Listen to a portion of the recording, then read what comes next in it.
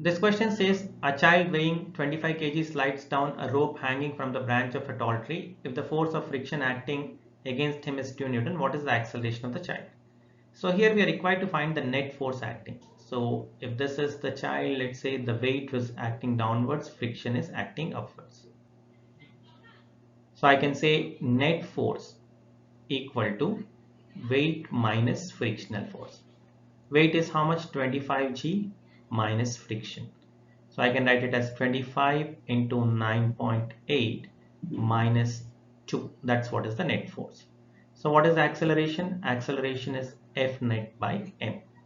So that will be equal to 25 into 9.8 minus 2 by total mass is 25. So that becomes 9.8 minus 2 by 25.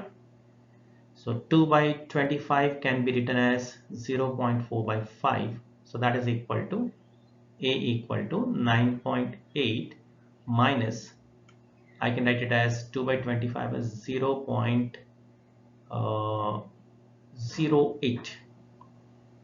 So acceleration is 9.8 minus 0.08, that is equal to 9.72 meter per second square. So the acceleration of the child would be 9.72 meter per second square. That's option D. Hope you could follow this. Thank you very much.